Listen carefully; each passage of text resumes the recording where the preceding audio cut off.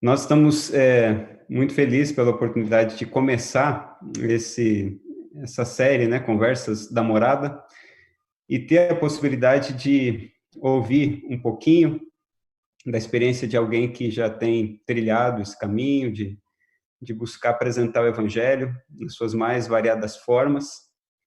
E Deus tem nos dado grandes vitórias, né, como Igreja da Morada, ao longo desse período todo. E agora, nesse momento em que nós não temos toda a possibilidade de estar juntos e tudo mais, nós vamos retomar as nossas conversas de sábado à tarde através desse caminho aqui que nós temos, que é o Zoom. Você que está chegando aqui agora, saiba que nós vamos ter algumas alternativas também para você acompanhar. Além do Zoom, nós já disponibilizamos também o link do YouTube, então você pode tanto acompanhar através do Zoom, como também no YouTube, lá no Adventistas da Morada, e você pode escolher qual das plataformas fica melhor para você. Nós vamos ter a preleção do pastor Fernando Iglesias, ele vai então conversar um pouquinho conosco, e ao final nós teremos a possibilidade de ter aí 2 ou 3 perguntas. Para você fazer essa pergunta, você tem 3 caminhos, e cada um desses caminhos vai ser gerenciado. Então, ou você pode escrever a sua pergunta aqui mesmo no Zoom, no chat do Zoom. Você pode mandar uma mensagem por WhatsApp para mim, né? Você tem aí o meu contato, se não tiver, você pode conseguir com quem está perto de você. Ou então, você pode mandar a sua mensagem no YouTube. Você que está acompanhando no YouTube, você pode mandar ali a sua mensagem no YouTube. Essa mensagem vai chegar aqui a mim também e a gente vai colocar ela no ar, tá bom?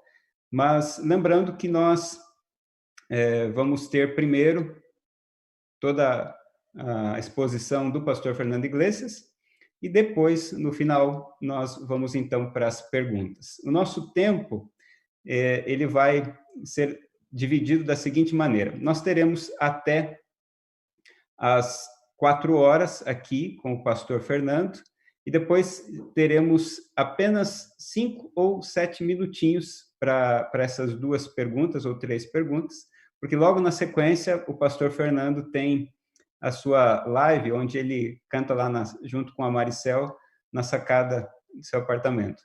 Então, essa é uma live tradicional, todo final de sábado ele faz isso.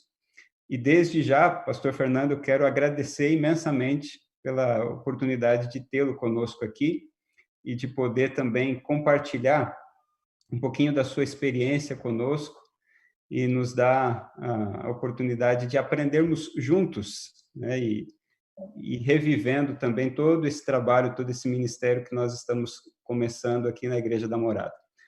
Eu já mencionei um pouquinho ao pastor Fernando como que a nossa história começou, né? Nós, como igreja, existimos há mais ou menos 6, 7 anos. Foi um trabalho de muito empenho por parte de todos aqueles pioneiros, né? Agora. E juntos estamos aprendendo, dando o nosso melhor para conseguir apresentar a palavra de Deus da maneira mais contextualizada e relevante possível. E quero agradecer de coração pela oportunidade de tê-lo compartilhando um pouquinho da sua experiência conosco. Antes, quero só orar pelo senhor e já deixo então que o senhor continue o nosso bate-papo. Vamos juntos orar. Querido Deus, muito obrigado pela oportunidade de estarmos juntos nesta tarde de sábado. Quero lhe suplicar que o Senhor, mais uma vez, use o pastor Fernando para nos ajudar nessa nossa caminhada, nessa nossa jornada, e que o teu Espírito continue fortalecendo a cada um de nós, especialmente através desse momento. Pedimos essa bênção no nome de Jesus. Amém. Bom, Michael, obrigado aí pelas palavras. Sabe que eu gosto de fazer reunião por Zoom, que eu estou no celular, né? Aí eu fico passando aqui, ó, e olhando a cara de todo mundo, a casa, né? Vocês também estão dentro da minha casa. Aliás, vocês estão dentro do meu quarto, viu? E olha, que é restrita a entrada aqui, só vocês e eu mesmo, viu? Nessa época de live, né? A Maricel de um lado, eu do outro, e aí tem filho para o outro lado. Então a gente está aqui. Mike, você desculpa aí eu bagunçar um pouco aí a tua organização, mas eu não queria de repente fazer uma preleção, um discurso, uma coisa comprida, né? E depois a gente conversar, porque eu acho que o que tem de mais interessante assim para a gente é de repente dialogar, trocar uma conversa, até porque é um grupo restrito de pessoas, né? Ou essa live é aberta, assim, você anunciou para outros lugares também, ou é só para o seu grupo de liderança? Como é que é? Não, ela está aberta para a igreja. Para a Acho que a igreja, né? grande maioria está assistindo pelo YouTube agora. Legal. E aí, assim, eu tenho um material para falar. Quando a gente fala de missão, das características da missão, da igreja, a gente, eu sempre tenho a impressão que a gente está chovendo no molhado em certo sentido, né? Porque muitas dessas coisas, todo mundo que procura fazer que procura estudar o assunto, se inteirar do assunto, para fazer uma igreja relevante, acaba conhecendo. Então, eu vou fazer uma preleção não muito grande, e depois, como o nosso tempo é menor, de repente a gente vai conversando, pode mandar pelo pastor Michael aí a sua pergunta e a gente vai abrir para um diálogo, né? Eu gosto de pensar em termos de missão e pensar em quem foi na Bíblia o primeiro missionário. Quem foi o primeiro missionário na visão de vocês? Vou ter que abrir o áudio. Quem quiser falar, pode falar. Primeiro missionário. Né?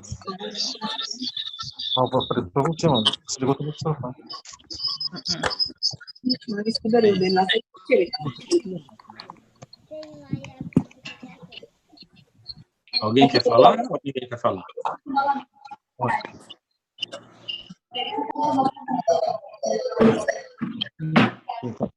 Não, né? Então vamos lá, continuar.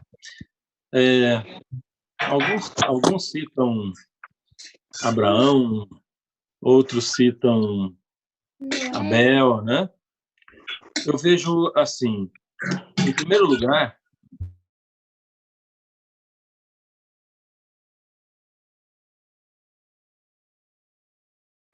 se você pensar que o primeiro missionário foi Deus, foi aquele que foi atrás do homem quando o homem pecou.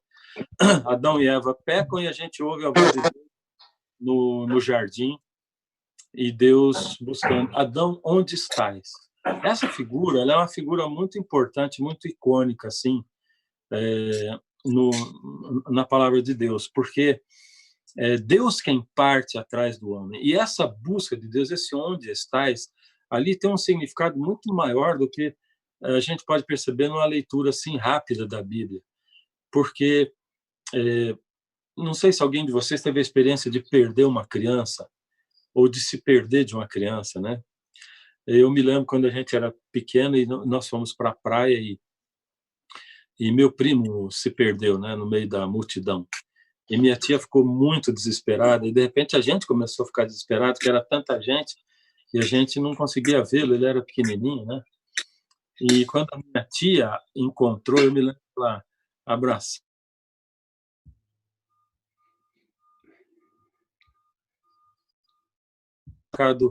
uns 10 minutos, mas 10 minutos é uma imensidão de tempo, né? Para você pensar que não vai encontrar uma criança. Se é num shopping, você até espera ir numa central, onde alguém anuncie, mas numa praia é complicado, né?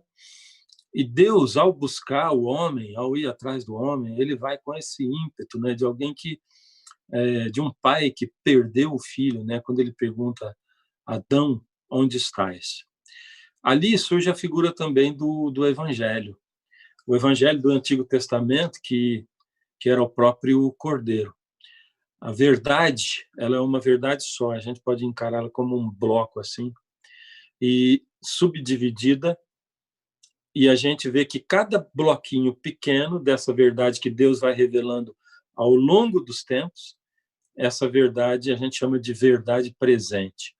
Ou seja, a verdade presente lá em Gênesis, quando Deus procurou Adão e Eva e depois ele indicou para eles que o jeito de salvação seria olhar para o Cordeiro, sacrificar o Cordeiro, que a salvação não estava neles, mas estava no sangue do Cordeiro. Essa atitude de Deus, esse foco no Evangelho. Então, o Cordeiro era o Evangelho do Antigo Testamento. Depois Deus amplia essa verdade com o santuário e depois Jesus Cristo, que é a plena revelação do plano da redenção, mas mesmo assim a gente vai aprendendo mais. Então, a cada tempo, a sua verdade presente. Eu queria que você, junto comigo, você enxergasse o santuário, ou o tabernáculo de Israel, na linha do tempo. Vamos colocar ele na linha do tempo, de lado, assim, né? Então, nós vamos colocar o pátio, o lugar santo e o lugar santíssimo, numa linha do tempo. Eu não sei se o jeito que eu coloquei fica para você, talvez fique ao contrário, né? Seja assim, né? O pátio, o lugar santo e o lugar santíssimo, né? E se colocar na linha do tempo, sendo que o pátio do santuário é a terra,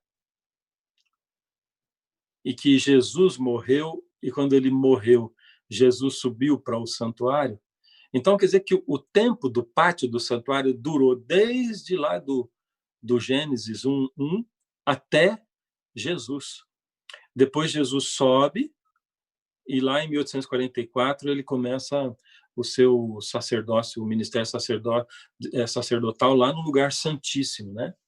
E aí você vai enxergar a história do mundo de um jeito também como essa revelação. Ou seja, tudo isso que eu falei da revelação do Cordeiro como o Evangelho, depois o próprio santuário onde Deus mostra que lá no céu tem um santuário.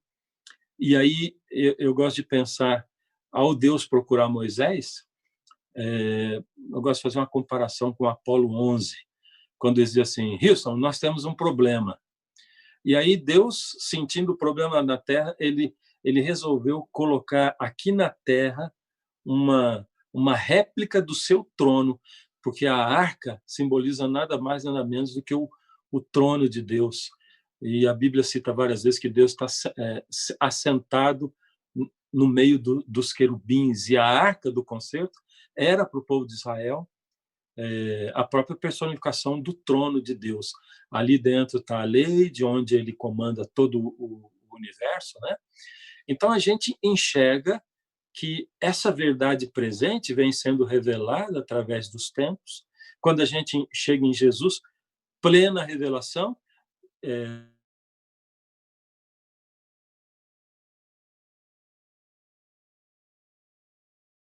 foi salvo pela graça. Alguns dizem assim: não é porque lá no Antigo Testamento eles eram salvos pelas obras, pela lei, mas aqui no Novo Testamento não, não, não. Sempre salvo pela graça. E não existe missão se a gente não tiver o objeto da missão, né? Que é o Evangelho. E o Evangelho, que lá no começo era o Cordeiro, se transformou no que hoje? Eu acho que essa é uma pergunta muito importante para a gente fazer quando a gente pensa em igreja e principalmente em contextualização do Evangelho. A gente tem hoje um público diferente, a gente tem hoje uma sociedade diferente, sim, sociedade dinâmica, né? E nós nunca tivemos uma época na história onde tantas mudanças aconteceram tão rapidamente, né? Não faz muito tempo a gente tem a internet e há menos tempo ainda a gente tem a internet no celular e as pessoas completamente ligadas nisso, né? Confesso que, como eu vivi o advento de tudo isso aí, então inicialmente a minha, né, a minha reação é assim: escuta, puxa vida, mas nós vamos falar e esse pessoal está olhando para o celular e tal, e eles não prestam atenção. E aí eu comecei a racionalizar e pensar, porque, de verdade, eu creio que a comunicação ela sempre vai fazendo isso com a humanidade. Fiquei pensando, quando os livros começaram a ficar comuns e eles começaram a proliferar dentro das casas, eu fico pensando, será que os pais não chegavam para os seus filhos e diziam assim, poxa, agora depois que aconteceu esse negócio de livro e todo mundo lendo, vocês ficam cada um olhando para o seu livro, aí ninguém conversa mais nessa casa, porque vocês só querem ler esses romances, né? Hoje a gente tem problemas que aconteceram lá atrás. Eu me lembro de uma casa que eu fui visitar e a mulher reclamava de ser solitária. Morava ela e 3 filhos dentro da casa. E naquela época que não tinha internet no celular, eu olhei para a sala e vi que não tinha televisão lá, né? E perguntei para ela: "Você tem televisão na casa?" Ela falou: "Tem." "Quantas?" Ela disse: "Tem 4." "Onde?" "Uma em cada quarto." E ali estava o porquê dela ter a solidão dela, cada um dentro do seu universo, né? O evangelho vem sendo contextualizado sempre e Deus sempre aproveitando. Por isso, na época de Ellen White, o foco era a impressão de livros, a divulgação da palavra. E incrível a gente ver hoje, no tempo que nós estamos vivendo, como de uma hora para outra a igreja foi obrigada a se lançar na internet. Mesmo as igrejas que não estavam começarem a transmitir seus cultos. Eu mesmo que trabalho hoje aqui na área de comunicação da Associação Paulistana, tive que apoiar, dar cursos, ensinar os pastores a fazerem reuniões pelo Zoom, transmitir da sua igreja, e tem sido um processo de adaptação. Alguns ainda estão entrando, mas a grande maioria migrou para lá. Live, que era um negócio que a gente, basicamente, dentro da igreja, não ouvia falar de live, agora a gente sabe que isso aí é uma coisa recorrente. O mundo, ultimamente, vai ter um mundo antes e depois da quarentena, o que a gente ouve falar. A gente ouve falar termos novos como o novo normal. Quando voltar, não vai ser o mesmo normal, nós vamos ter um novo normal. Ou seja, o primeiro missionário que foi Deus e que saiu numa missão buscando o homem e que depois se dispôs a cumprir essa missão quando Jesus, Deus, deixa o céu e vem para a terra e encarna num ser humano e ele torna o evangelho real. A graça que antes era prometida, agora ela é a graça consumada. Agora o reino de Deus se consuma, está entre nós, e a partir daí a gente começa a pregar o reino de Deus já está aqui, mas ainda não. O já e o ainda não. E toda a contextualização com o advento da escrita e depois para poder colocar o evangelho na mão das pessoas, que ele é o objeto da nossa missão, porque a nossa missão ela é, acima de tudo, além de, ela é uma missão espiritual, que faz a gente focar para o futuro. Ela vem se contextualizando ao longo do tempo, desde quando foi criada a escrita, depois quando a imprensa surgiu, depois televisão e agora internet, e principalmente no contexto que nós estamos vivendo hoje. Então, é preciso contextualizar, sem dúvida, é preciso contextualizar, né? Ellen White tem uns textos fantásticos, eu tenho uma coleção deles aqui comigo, né? Onde ela fala do evangelho para as grandes cidades e ela vai citando, ela planeja, ela faz um plano.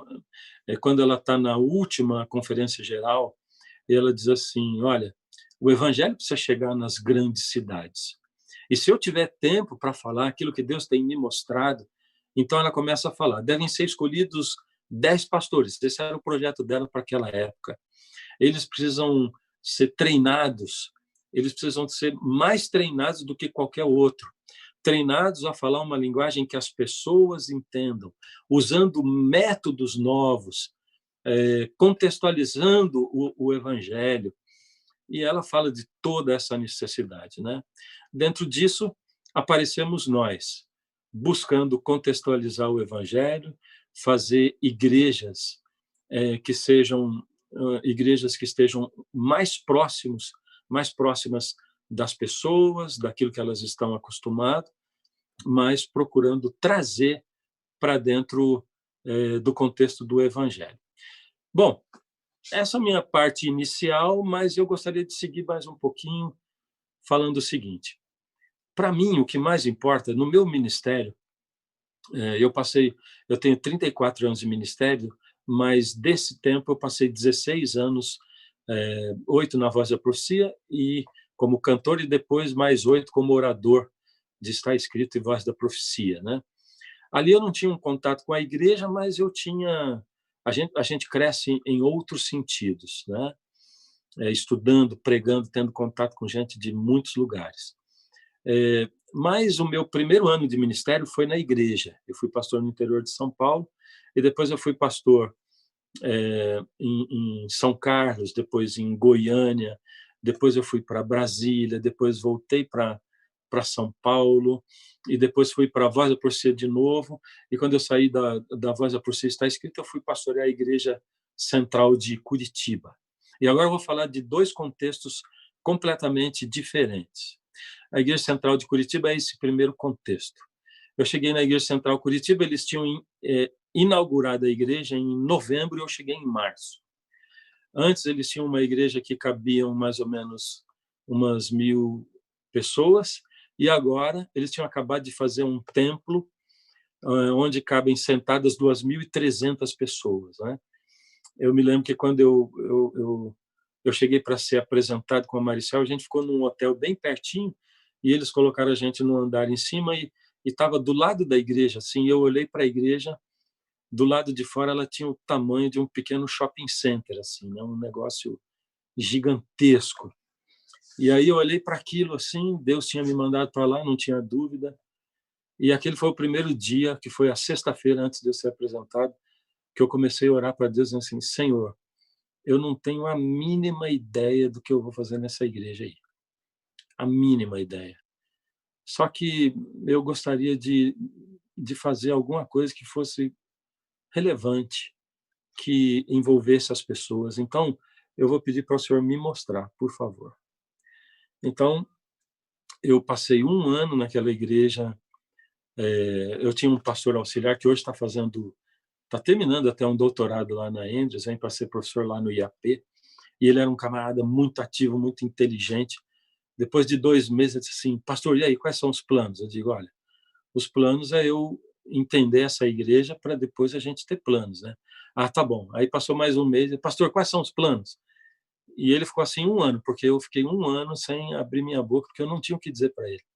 Realmente eu não tinha nada para apresentar para ele. No final daquele ano, depois de orar, eu orei muito intensamente, intensivamente. E quando chegou no final do ano, Deus foi abrindo a minha cabeça para o que deveria acontecer naquela igreja. Eu tinha lido alguns livros, principalmente um livro que tinha sido bastante impactante para mim. Eu nunca tinha ouvido falar de ministérios, de nada disso, mas eu tinha tido uma experiência na igreja porque, à medida em que eu visitava os membros da igreja, eu ouvia uma coisa que era recorrente. Eu ouvia as pessoas dizendo assim: ah, eu já frequentei a central. Dentro de uma casa tinha quem frequentava e quem não frequentava. Ah, mas agora não frequento mais porque eles não precisam da gente, tem muita gente lá. Houve uma casa bem específica onde era um casal já maduro e o pai morava junto.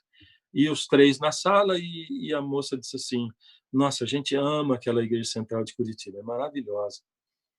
E eu digo: ah, é verdade? Puxa, e seu pai? Ah, ele não frequenta lá. Ele disse: ah, não, eu não frequento lá.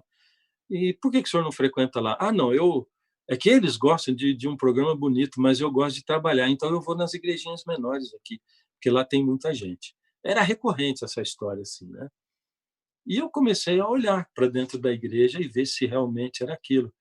E eu comecei a perceber que ela, como toda igreja, ela não saía daquela regra de Pareto, do 80-20, onde 20% das pessoas fazem 80% do trabalho, né? E eu disse, Senhor, como é que isso pode ser mudado de alguma forma, melhorado? Como? Eu não sei como. E aí, quando chegou no fim do ano, eu comecei a sentar com os anciãos, orar com eles, conversar, discutir as coisas que eu tinha estudado. E dali saiu um projeto, que foi o primeiro projeto que eu implantei assim para trabalhar em cima de uma igreja relevante. E a gente começou a trabalhar em três áreas, três desafios que eu tinha. Um era o relacionamento espiritual pessoal das pessoas com Deus. Para fortalecer isso, eu projeto de ensinar as pessoas a terem comunhão com Deus, de falar sobre batismo do Espírito Santo. E aí eu levava frequentemente a minha liderança e pessoas da igreja, todas as que queriam. Eu não fiz propaganda, nada. Eu só abria inscrição, eles se inscreviam e levava grupos de 250 pessoas para o meio do mato, e a gente passava ali um final de semana buscando Deus. E aí a gente, naquela época, desenvolvia as madrugadas de oração para as pessoas terem comunhão com Deus o dia a dia. Então, o primeiro pacote era comunhão com Deus. O segundo pacote era pequenos grupos. Eu tinha ali um desafio que para mim era um desafio quase que impossível, que era implantar pequenos grupos numa igreja de 2.400 membros. Aquela igreja tinha uma aversão assim também pelo termo de pequenos grupos, né? E eu tinha esse desafio de fazer isso.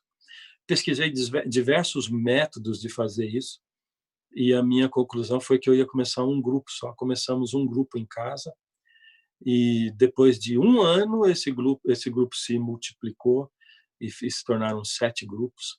Depois de mais um ano ele se tornou 32 grupos, e depois de mais um ano a gente tinha 80 grupos. Em mais meio ano a gente iria alcançar a igreja toda e teria a igreja toda. Aí eu saí da igreja, passei lá 4 anos, né? Nessa reunião com o pequeno grupo, eu não só pastoreava as pessoas, como eu ensinava também as pessoas a pastorearem, porque para mim essa é a grande palavra do pequeno grupo. Porque o que acontece na igreja hoje? Na igreja acontece que, eu sempre digo, a igreja para mim ela é um barquinho bem pequenininho, cheio de refugiados, navegando à deriva ali nos mares da Europa. E de repente um cai do barquinho. E aí nós da igreja dizemos assim: puxa, que pena. Nós vamos orar por você. Espero que tudo aconteça bem para você aí na sua vida, tá? E ninguém nem pula na água, ninguém estende a mão, ninguém resgata essa pessoa. Aí a gente faz um pequeno grupo, e o pequeno grupo todo mundo está tão acostumado a ser membro da igreja, que o pequeno grupo ele se torna uma cópia da igreja. Então é uma reunião menor só, mas é uma igreja pequena, ou seja, as pessoas continuam não se envolvendo umas com as outras.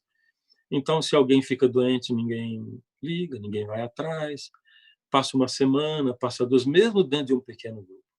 Então, eu ficava pastoreando aquelas pessoas e desafiando as pessoas a pastorearem umas às outras, porque a incumbência de pastorear não era minha, era de todos nós. Só tem um jeito de uma igreja ser pastoreada, uma igreja que tem mais de 80 membros, é se uns pastorearem aos outros. Para mim, essa ideia de que o bom pastor é aquele que visita todos os membros, é aquele que prepara a mensagem, é aquele que faz isso, que faz aquele que corre atrás das pessoas. E para mim isso é um mimo, é mimar as pessoas, né?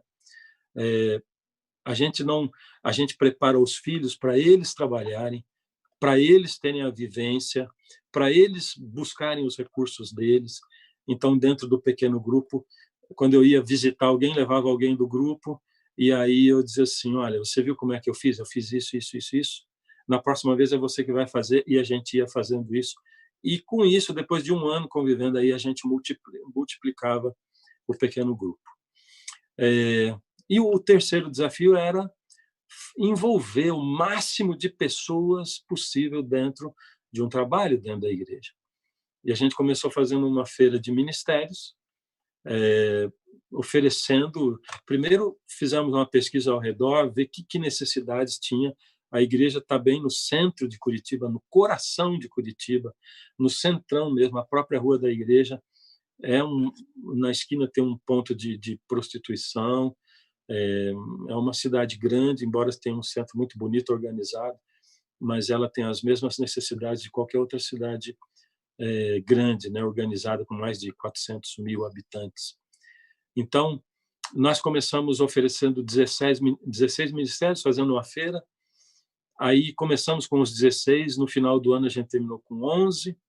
Aí começamos o outro ano com esses 11, terminamos o ano com 24, e no ano seguinte a gente terminou com 36 ministérios, né?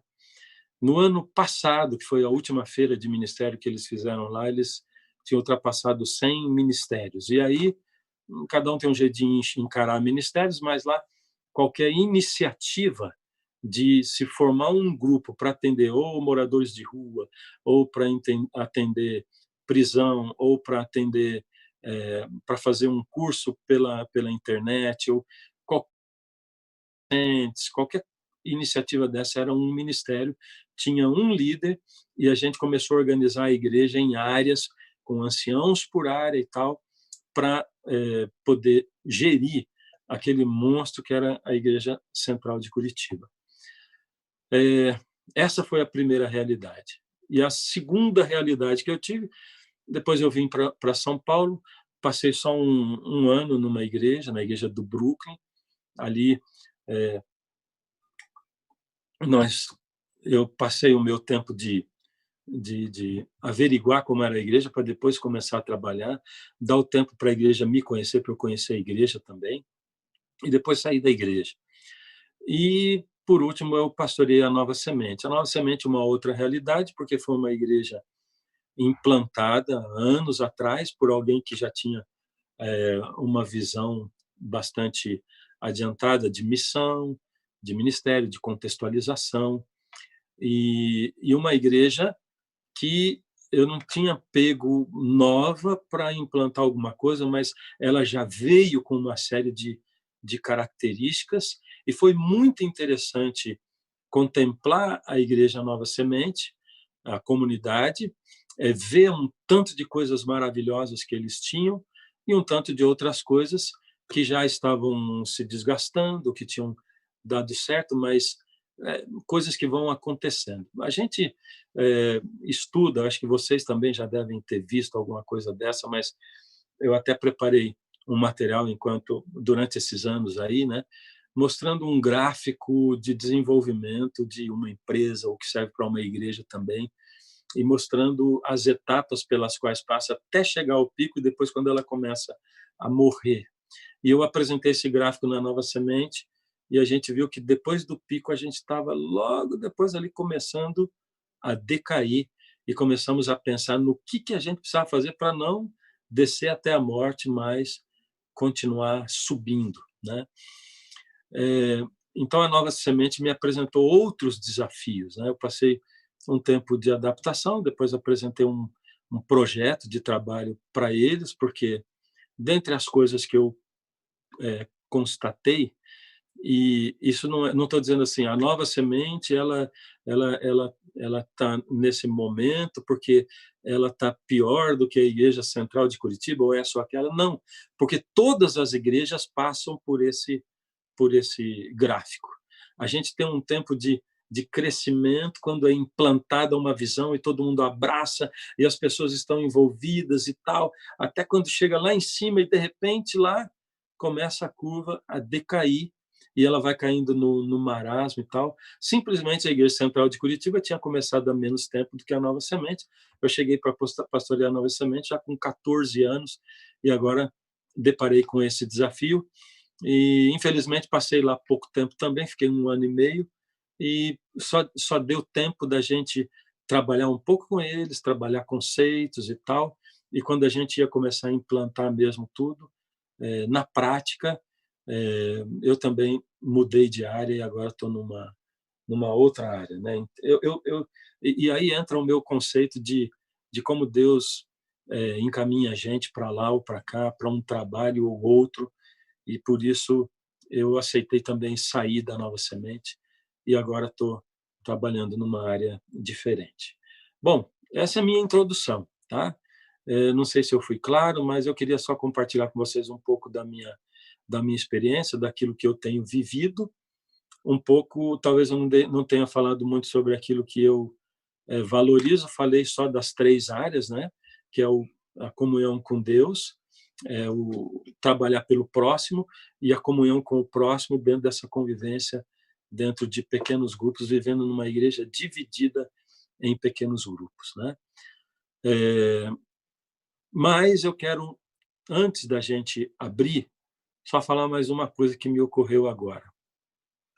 Quando eu falei do Evangelho, e eu falei do Cordeiro, depois do santuário, depois de Jesus, o Cordeiro que tira o pecado do mundo e tal, e eu falei de verdade presente, na minha opinião, eu esqueci de uma época que eu trabalhei, logo depois da Central de Curitiba, eu trabalhei na União Sul, e ali eu era encarregado de todas as igrejas da União, que eram igrejas que traziam essa proposta de contextualização do Evangelho. Então, todas as igrejas, centros de influência, tudo isso aí estava sob a minha jurisdição e eu comecei a trabalhar com isso e promover cursos também para os pastores que estavam querendo trabalhar com isso aí, né?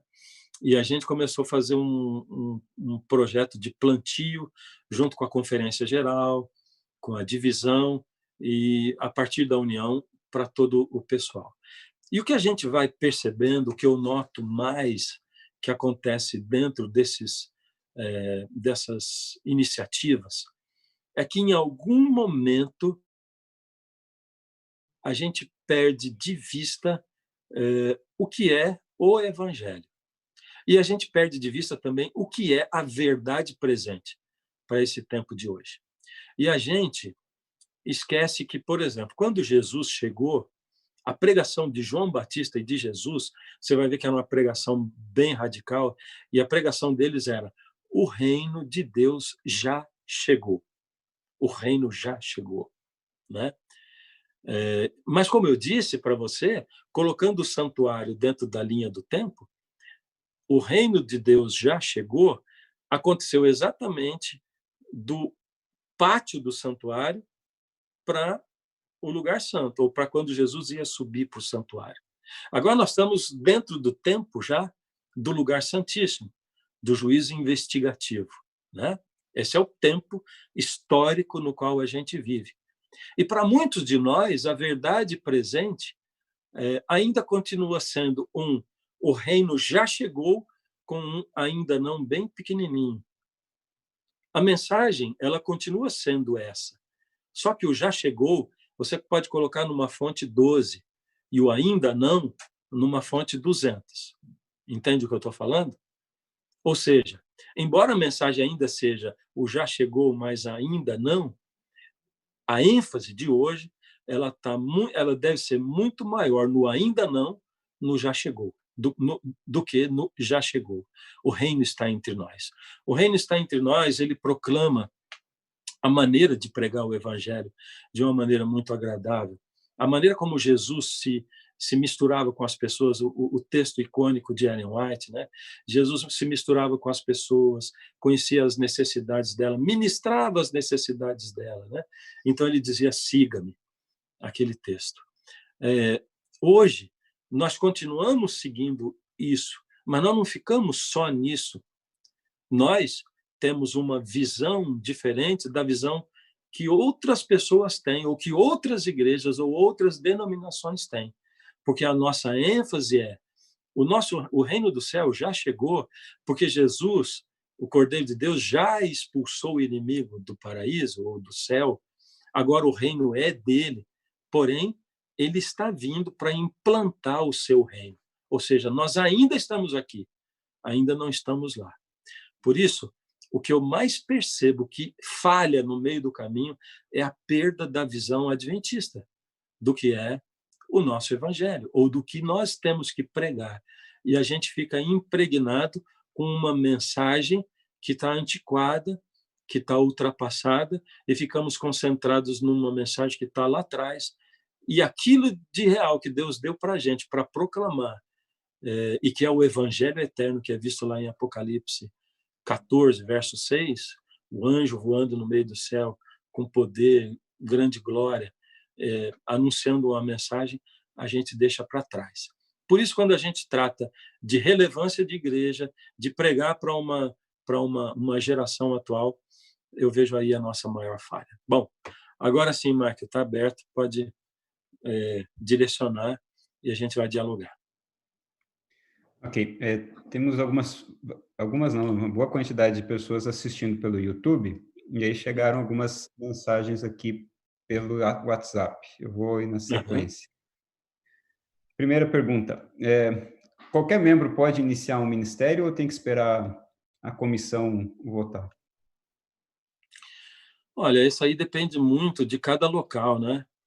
Porque dentro da igreja adventista, a igreja ela é soberana, né? Então, a associação ela não pode demandar nada dentro de uma igreja. A comissão é soberana. Então, quando uma comissão se reúne, é ela que vai decidir as coisas para a igreja.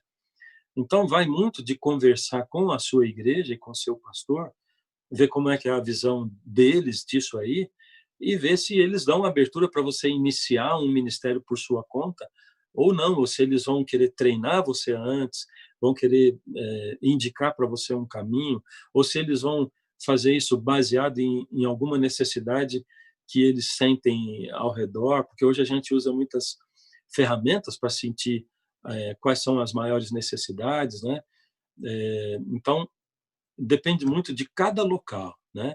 Cada lugar, as pessoas conversando, dialogando para ver se podem ou não fazer por sua própria conta, né? Ok. Uma outra pergunta aqui como que funcionava a feira de ministérios lá em Curitiba e qual foi o livro que o senhor leu? Olha, o livro que eu li é A Igreja Simples, né? E ele me abriu bastante a visão inicial para isso. Foi a primeira coisa que eu li nessa área, né? Foi a primeira coisa dentro dessa literatura de missão que eu li, mas foi muito relevante para. E a coisa mais interessante é que depois eu implantei aquilo lá dentro da igreja, né? Da igreja central, e naquele ano ou no ano seguinte a divisão veio com um projeto que era como que era? Comunhão, relacionamento e missão, é isso, né? CRM, é comunhão, relacionamento e missão. E que é exatamente isso, né? A comunhão é a sua comunhão com Deus, relacionamento, a área dos pequenos grupos, e a missão aí estava na nossa igreja, dentro dos ministérios, né? E foi muito bacana esse encontro aí. O que a igreja estava pregando estava bem dentro daquilo que a divisão pensava. E isso foi feito sem eu nisso e nem eles saberem que eu estava trabalhando nisso também. Aí a outra pergunta foi qual? O Como livro, era hein? a feira dos ministérios? Muito legal, porque essa feira acontece até hoje lá, tá? Então, todo ano essa feira acontece. Agora mudou o pastor. Esse ano não sei se vai ter, porque nós estamos nessa confusão. Mas todo ano tem, e é interessante você entrar no site da igreja, procurar quando acontece isso e ir lá assistir. Mas a gente tinha ali nessa igreja, a gente tinha um estacionamento bem grande embaixo da igreja. Naquele sábado, quando era a feira, eu pregava no sábado de manhã, distribuía para as pessoas um catálogo dos ministérios que a gente tinha à disposição, deixava uma abertura para elas terem ideia de outros ministérios e falarem com a gente. Então, a gente tinha o culto primeiro, e quando era o horário da escola sabatina, aí nesse dia a gente descia para a garagem e cada ministério que já existia tinha um stand lá dentro. E aí as pessoas podiam visitar os ministérios e conversar com as pessoas que estavam realizando aquilo para conhecer os ministérios, né? Na primeira vez eu só treinei cada ministério, cada líder, e eles ficaram lá para dizer o que eles iriam fazer. A partir do ano seguinte eles já falavam o que eles estavam fazendo. E aí tinha um stand maior para as pessoas dialogarem com líderes a respeito de ideias de novos ministérios ali para a nossa comunidade, né? E então as pessoas se inscreviam num ministério em outro, elas deixavam as suas ideias com seu contato e a gente começava a dialogar e dar abertura para que novos ministérios surgissem, né? A gente tinha lá ministérios como Ministério Rebeca, que era voltado só para meninas adolescentes, e elas aprendiam a fazer um monte de coisa, desde fazer pão, pizza, fazer costurar, e enquanto isso elas iam conversando sobre as coisas da vida, sobre sexualidade, sobre amor, sobre relacionamento. Eles iam conversando sobre tudo isso. Então a gente tinha um pessoal casado, mais jovem, que os acompanhava nisso, dava as aulas e eles iam dialogando enquanto eles faziam essas coisas aí, né? A gente tinha o Rebeca, tinha o Amor Exigente. O Amor Exigente, ele é uma entidade como o Alcoólicos Anônimos, né? Só que ele lida com familiares que têm, por exemplo, pais que têm filhos nas drogas, né? Ele atende os pais, não os drogados, porque na maioria das vezes esses jovens são internados e quando eles voltam, os pais não sabem como lidar, nem antes e nem depois, né? E esse material é fantástico. Eles têm uma central no Brasil inteiro, e quando alguém liga para o Amor Exigente, pedindo o Amor Exigente de Curitiba, é indicada a Igreja Central de Curitiba, e as pessoas vão lá para serem atendidas, né? A gente tem um grupo de psicólogas lá que dirigem esse ministério. A gente fez um curso com eles, absorveu todo o material que eles têm, que, aliás, é um material fantástico, é um material de restauração de família, mesmo para quem não tem ninguém drogado na família, é muito legal, né? Fora isso, a gente tinha ministério de tudo quanto era coisa, né?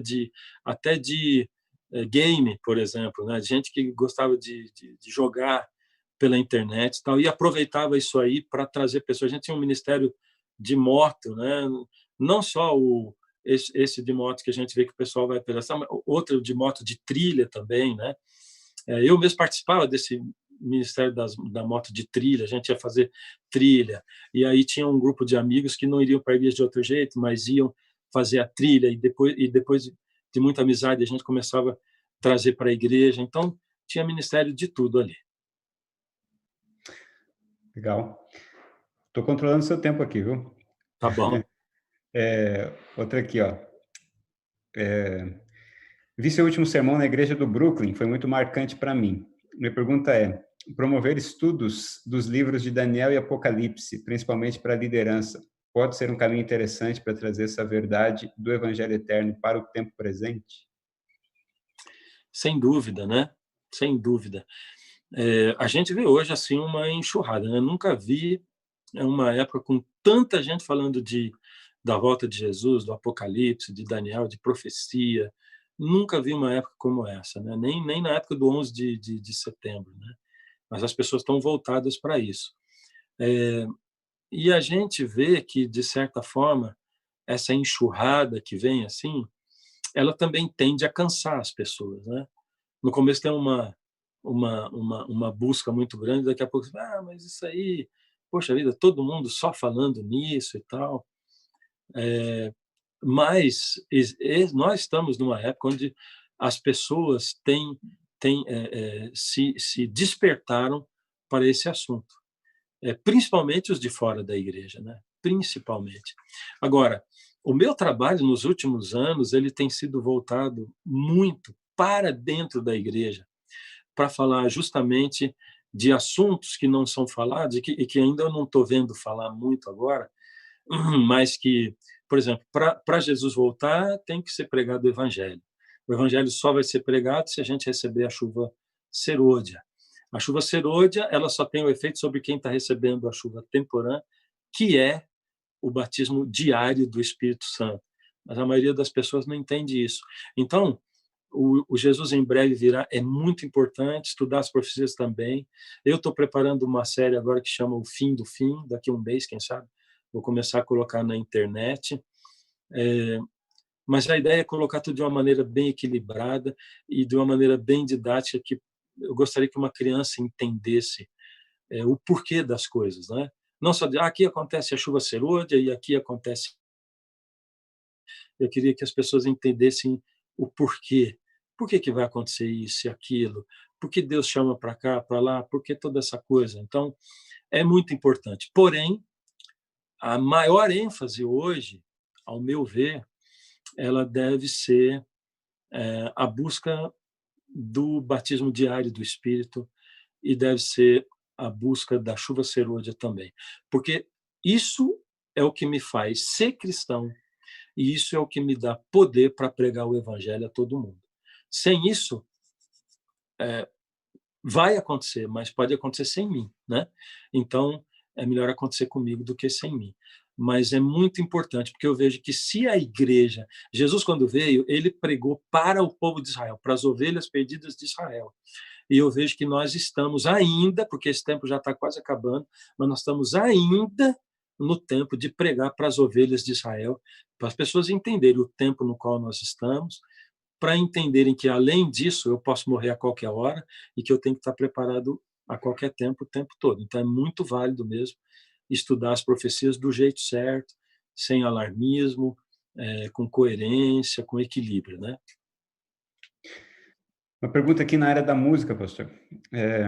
Como funciona a mensagem contextualizada, levando em consideração a música, uma vez que ela exerce um papel de auxiliar a mensagem falada? Sim. Bom, eu não sei se a pessoa perguntou o que ela queria perguntar ou se ela fez uma pergunta mais generalizada. Eu vou pedir para repetir a pergunta. Eu vou ler aqui, ó, como ela está. Como funciona a mensagem contextualizada se aplicando à música, uma vez que ela exerce o papel de auxiliar a mensagem? Bom, música é um assunto bem complicado de falar, sempre foi, né? Eu sempre digo assim, olha, depois de uma época da minha vida eu desisti de falar de música, porque quando você fala conservador, você desagrada o liberal. Quando você fala liberal, você desagrada o conservador. E se você falar no meio termo, você desagrada os dois, ou seja, não tem jeito de agradar ninguém nessa área da música, né? Mas a música, como todas as outras coisas, ela também é uma linguagem, é uma linguagem dinâmica também, logicamente, né? Então, nós que vivemos num mundo dinâmico também temos uma música atualizada e dinâmica, né? Eu preguei uma série no Brooklyn sobre adoração e depois o final música, né? E a gente vai vendo que esses conflitos sempre existiram. Eu podia contar 1000 histórias, né? Mas num dos sermões, quando falam a respeito daqueles famosos tambores de Indiana, né? E aí a pessoa que foi assistir a Campal de Indiana e que dá o relatório para Ellen White, ele diz, eles não cantam música do Inário Adventista, eles cantam do Garden of Spices, né? E aí eu fui pesquisar que negócio é esse de Garden of Spices, né? Que é esse ináriozinho aí e tal. E aí eu descobri qual era o repertório do Garden of Spices, né? E naquele dia eu propositadamente, né, escolhi 4 hinos. A gente cantava bastante no Brooklyn, a gente cantou 4 hinos antes. E são hinos tradicionais, né? Amigo Muito Precioso, Ó Cristãos Avante e tal. E cantamos isso aí, né? E quando eu falei disso aí, eu disse assim, bom, se a música não é dinâmica, a gente não pode cantar até hoje as músicas do Garden of Spices, é ou não é? Se o problema são essas músicas, mas naquele dia a gente já tinha cantado 4 delas. Então, a música é dinâmica, né? Ela acontece de uma forma dinâmica. Agora, existem exageros? Sim, existem. Em tudo que é bom, até na água. Você pode tomar muita água mais do que você deve. Agora, como a música ela trata de uma questão degradê, não existe pontos para dizer, você pode ir até esse ponto, até esse aqui, não. Então, eu sempre digo que a sabedoria ela está dentro de cada comunidade, né? De cada igreja. Como a igreja ela tem essa autonomia que é dada pela Igreja Adventista, uma congregação, uma igreja, ela tem essa autonomia, ela pode decidir que tipo de música ela usa e até onde vai, porque essa igreja vai basear isso numa reunião de líderes que representam todos os membros. Então, eles vão saber até onde eu devo ir para não dividir, porque se tem uma coisa que divide igreja, são ritmos, instrumentos, músicas e tal. Então, a gente precisa tomar muito cuidado com essa questão do escândalo da própria comunidade, né? E o que eu venho descobrindo, porque eu sou músico desde sempre, né? Sempre lutei por essa questão da música, mas uma coisa que eu descobri assim no meio da minha vida, né, é que infelizmente uma igreja que tem a música do jeitinho que eu sempre sonhei, isso não contribui muita coisa para o avivamento daquela igreja, nem para as pessoas trabalharem, não contribui muita coisa, sabe? A música, ela tem um papel importante quando a gente sabe o que é adorar e a gente foca no Senhor, quando a música não se torna um palco para quem canta, para quem dirige o louvor, quando ela não se torna um lugar de exibição, embora ela não possa ser dissociada disso, né? Então a gente tem que encontrar o papel da música direitinho. Apesar disso, eu não sei se eu estou me fazendo entender, né? Mas apesar disso, até hoje eu ainda ouço, eu não sei se mais, mas provavelmente ou mais ou tanto quanto experiências de pessoas que terão através de músicas minhas, comparado com sermões meus, entende? Ou seja, o mesmo tanto de gente que me diz assim, poxa, você pregou aquela série, eu assisti, aí é um outro tanto de gente, talvez até mais, que diz assim, olha, aquela música acompanha a minha vida até hoje, e, nossa, isso me emociona muito, é muito importante para mim e tal. Então, a música ela tem um lugar muito importante. A gente, como comunidade, precisa descobrir qual é esse lugar dela, não deixar ela quem disse, não dar uma supervalorização para ela, mas fazer com que ela componha o todo dentro daquilo que a gente está pregando, né? Por quê? Porque eu percebo que o louvor que a gente faz, você pode fazer o louvor mais moderno, das igrejas mais modernas, e a pessoa de mente secularizada, como a gente costuma dizer, que somos todos nós, mas principalmente os não crentes, ele vai chegar na igreja e vai estranhar aquilo, ele não vai gostar. Ou você pode fazer o conservador, também não vai gostar. De qualquer jeito, ele vai estranhar, não vai gostar. Se tratando de música de crente, eu vejo isso aqui na minha varanda, né? As pessoas saem, aplaudem, e sábado passado foi bem claro isso, né?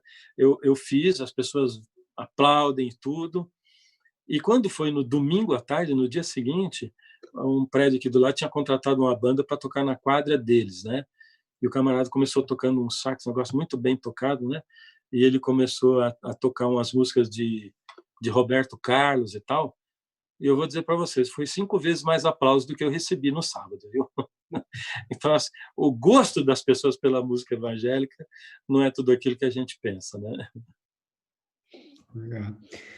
Pastor, qual a sua visão sobre o mundo pós-coronavírus e que tipo de abordagem poderíamos ter para alcançar os nossos amigos depois desse processo todo? Legal. Só o começo dela? Qual a sua visão sobre o mundo pós-coronavírus? Olha, essa é uma pergunta bem particular que compromete a gente, né? Mas fizeram a pergunta. Então, assim, deixa eu tentar ser claro com isso aqui, né? Eu venho estudando profecia há muito tempo, né? Então, série do Clamor, depois do Armagedon e tal, essa nova série que eu estou preparando agora, que é o Fim do Fim, que são as profecias sem data, né? Que vem depois de 1844, que vão até a volta de Jesus, né? E para Jesus voltar tem que ter um cenário assim formado. Esse cenário conta com crise moral, tudo isso que a gente já vem vendo, né? Crise moral, crise familiar, ele tem que contar também com crise econômica muito grande, né? Ellen White diz em alguns textos dela que a lei dominical vai ser pedida pelas pessoas para os governos, para que eles possam ter a sua vida e a sua condição financeira restaurada. Isso quer dizer o quê? Que vai acontecer tem que ter um problema financeiro, econômico muito sério no mundo, né? E aí, esse cenário todo precisa ter também um interesse despertado das pessoas pela pregação do evangelho, né? E quando eu vou citando, você vê que tudo isso está aí, né? Tá se achegando, né? A gente ainda não sabe o que vai ser essa crise, o mundo ainda não sabe. Até porque a gente não sabe. A gente começa a ouvir agora que os primeiros países, a China, tal, começa a ter já 100 casos voltando e tal, e a gente não sabe aonde isso pode ir, a gente não sabe o futuro. Então, o que eu vejo é o seguinte: para mim, essa questão do coronavírus é um prenúncio muito grave, né? É um anúncio, no mínimo, é um anúncio muito sério de que está chegando muito mais perto. Em segundo lugar, essa crise ela pode ser e pode não ser a crise que antecede o bloco de eventos. Qual é o bloco? Aí vem chuva serôdia, lei dominical e todas as outras coisas que vão acontecendo, sacudidura, selamento, decreto de morte, angústia de Jacó, todos esses termos que a gente ouve, né? Esse bloco é curto, porque depois que você fala de lei dominical, isso suscita perseguição. Então, esse é o período quando os últimos acontecimentos serão rápidos. Mas o fato é que a gente não sabe se esse evento agora ele já vai ser o evento econômico, a crise econômica que vai suscitar. Eu, sinceramente, estou torcendo para que seja, né? Quando eu oro muito a Deus para que livre as pessoas, para que livre a minha família, para que livre o Brasil, para que diminua o sofrimento de todos nós, porque eu não sei da minha família, dos que estão perto de mim, o que vai acontecer com isso. Ellen White cita que Deus vai tirar muitos antes da vinda dele, de Jesus, né? Ele vai guardar pessoas para não passarem por aquele período de perseguição e de sofrimento. Então, a verdade é que eu não sei, mas eu estou torcendo. E eu resisto um pouco em orar para dizer: Senhor, faz com que isso passe. Eu oro assim, mas eu digo assim: faz com que isso passe desde que seja de acordo com a tua vontade.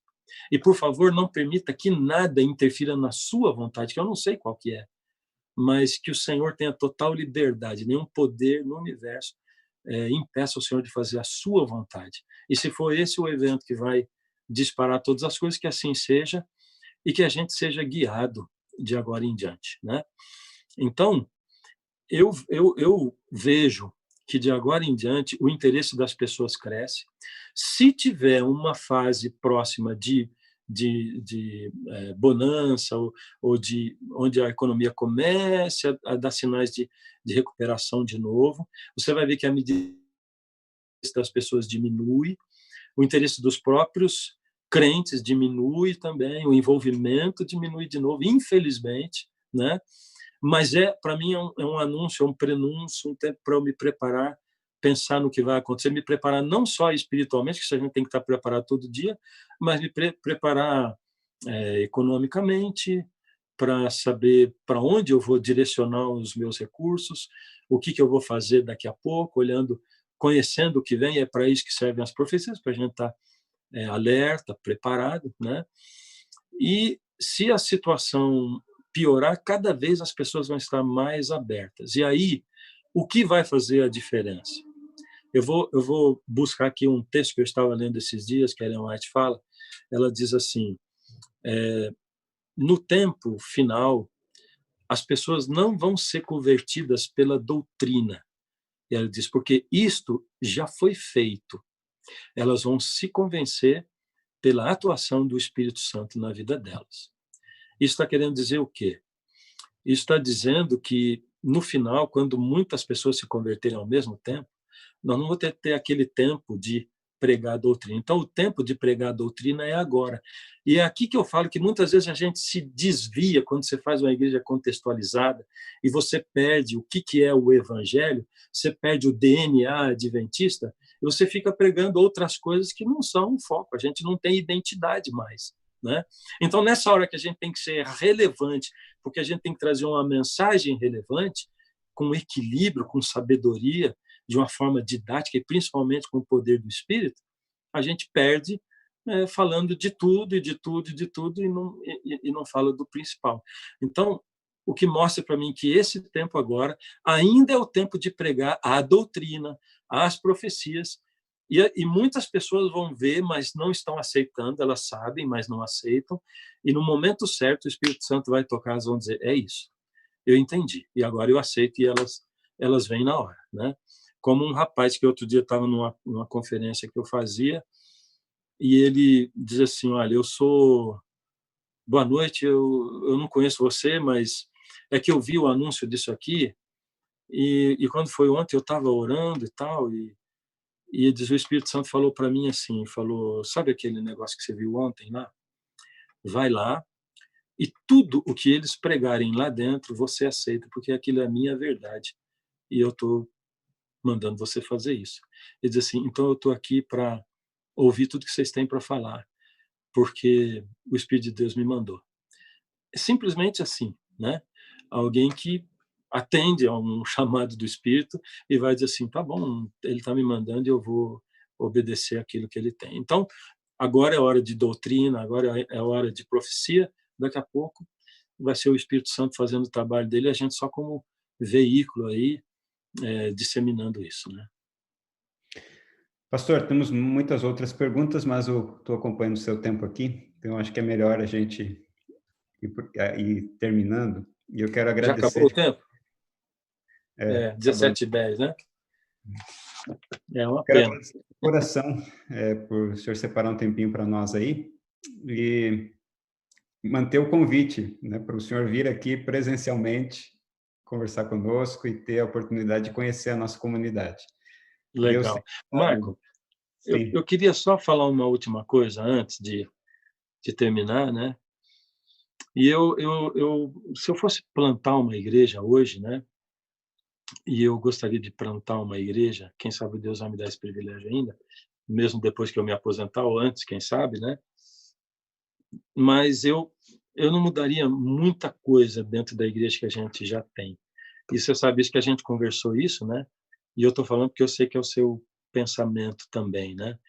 A gente tem muitas coisas que a gente pode mexer, que a gente pode mudar, métodos principalmente, né? A gente não precisa estar engessado em métodos e tal. O jeito de chegar nas pessoas, a misturação, toda essa coisa que a gente ouve, né? Mas a gente tem que tomar muito cuidado e eu focaria principalmente para a gente não chegar num tempo onde a gente tenha uma congregação grande, bonita e basicamente analfabeta na doutrina que ela mesma professa, né? Eu acho que é isso, a última coisa que eu queria falar. Legal. Obrigado, viu, pastor? Eu acho que muita gente ia querer ouvir o senhor cantar, mas acho que dá para fazer isso acompanhando a próxima live que o senhor vai fazer. Se puderem, né? Eu vou entrar aí pelo Instagram, tá bom? @Fernando Iglesias, aí você entra lá e a gente vai cantar daqui a pouquinho ali na varanda, tá bom? Você já conhece o quarto, agora vamos conhecer a varanda. É isso aí. O senhor ora para nós, por favor? Vamos orar. Deus amado, muito obrigado, Pai, por esses momentos tão gostosos, tão importantes. Obrigado, Senhor, porque o Senhor tem chamado pessoalmente a cada um de nós que estamos aqui ligados, Senhor. Todos que estão aqui têm um interesse muito grande na sua palavra, no Evangelho, em fazer crescer a mensagem do reino de Deus, desse reino que já está entre nós, mas que ainda não chegou, porque nós ainda não chegamos no lar. Então, Senhor, visita cada lar, cada pessoa, habita cada coração. Nos ajuda, Pai, a sermos humildes, perdoadores, para que seu Espírito, Pai, transborde de nós, fazendo com que nós mesmos, quem está ao nosso lado, perceba o fruto do Espírito ali, Senhor. Dirija o pastor Michael na condução da igreja, como o Senhor já o tem feito, e ajuda-o, Pai, para que seja um marco de amor, de misericórdia, de humildade e principalmente de espiritualidade junto com o Senhor, em nome de Jesus. Amém. Muito obrigado. Obrigado a todos também que nos acompanharam. Nos próximos sábados, a gente continua as nossas conversas da morada e esperamos que isso possa trazer um bom fruto para todos nós. Um ótimo sábado. Valeu, gente. Deus abençoe. Tudo de bom para vocês, viu? Fiquem com Deus. Até mais.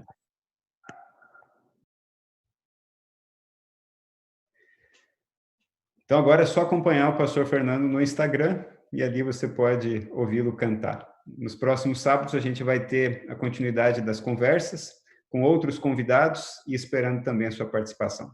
Um abraço e até mais.